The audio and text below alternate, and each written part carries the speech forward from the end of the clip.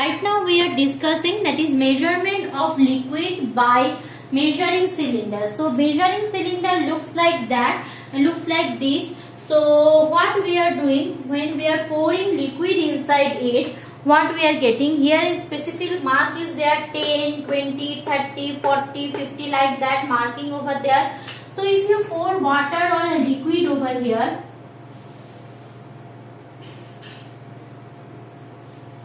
so like that liquid will be filling that measuring cylinder. So whatever may be this one, whatever may be the point we are viewing, so that will be the that what I am telling, that will be the measurement of the volume. That is okay. But here also we are getting few times we are doing few mistakes. What are those mistakes? See, we know that from the topmost portion when we view the liquid, actually liquids are looks like this, okay, clear. Liquids, any liquid except mercury are looks like this, clear. So if I say take this one or this one, I should have a error, clear. So what we are doing, always we need to see the object again, that is the normal vision. Means I will not keep my eyes over here, I will not keep eyes, I will take my eye vision as a perpendicular vision, so I can see this is my volume, clear. This is my volume, this is not the volume, this is not the volume, this one is taken as a volume, clear. So by that we can measure the volume of that liquid. Now suppose we are having a irregular solid. So how by the help of measuring cylinder we can measure the volume of the irregular solid? Let's discuss that. So irregular solid means what? Suppose a stone or something is a irregular solid, means which doesn't have a symmetrical shape.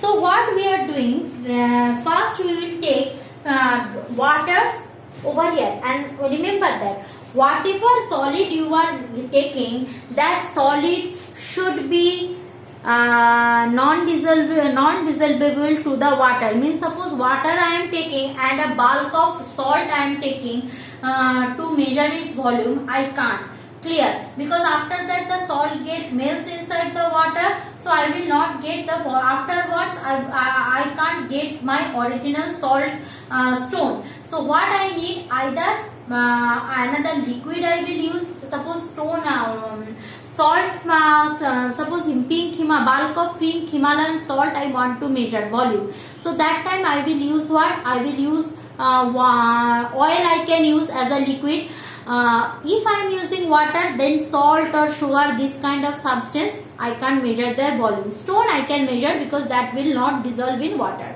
So suppose I have taken a irregular stone. This is a stone. So what I will do, I will tie this stone with a string, with a tight attachment. I am tying this stone. This is a string. So suppose previously when there is no stone, this is the volume of the water is 10 cc, clear. Now I am immersing that stone, clear, inside water. Now from Archimedes principle I know, when I immerse something inside water, so the volume will get increased. So suppose right now it is 20 cc. So how much volume has been increased? 20 minus 10 cc, that is equal to 10 cc volume has been increased. 10 cc volume has been increased. Okay, who is the cause of this increment? The cause is that stone. Since I have immersed that stone inside the water, that's why the length or the volume of the water goes on increasing. So since volume of the water goes on increasing, that volume increased is how much? That is 10 cc, clear. So 10 cc is the volume of that irregular solid. 10 cc is the volume of the irregular solid. Done. So 10 cc volume of the irregular solid, that is the volume of that irregular solid, no problem. Now what I am telling, that is we will definitely discuss, that is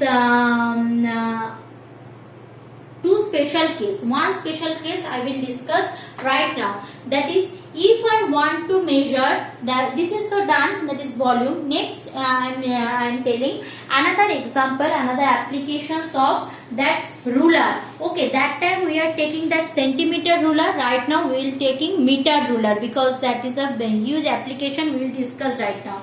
Suppose we want to measure the length of a tree without climbing on it. Suppose we want to measure the length of a tree without climbing over it. Clear? So suppose this is my tree.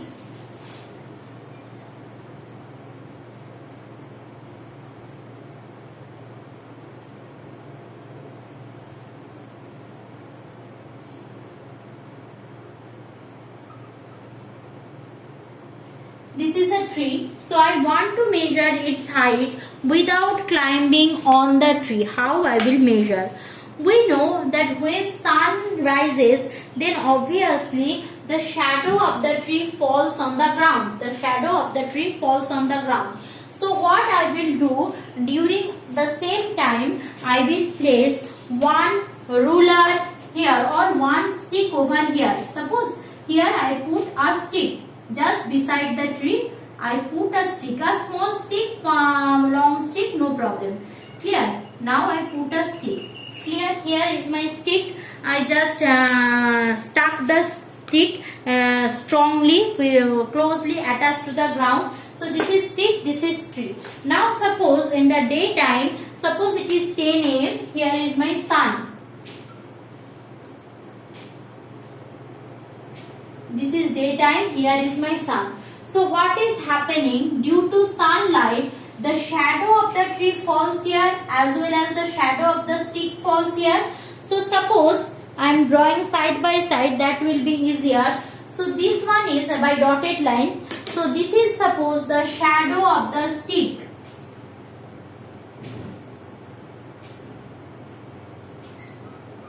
Dotted line means shadow. This is the suppose the shadow of the stick, and side by side, this one is suppose the shadow of the tree. Suppose this is the shadow of the tree. Side by side they are placing, so that's why this will be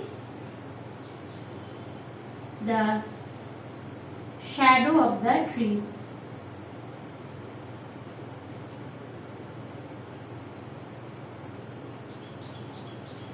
Clear?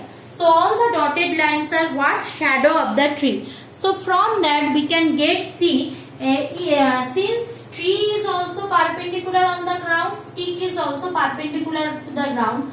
So suppose in by pen and paper I am drawing this one, by imaginary I am drawing this top part of the tree with the end part of the shadow, and also the top part of the stick with the end part of this shadow. Here, suppose tree is T1, T2, T3 or ABC, better that will be. Suppose tree is A, B, C and the stick is X, Y, Z.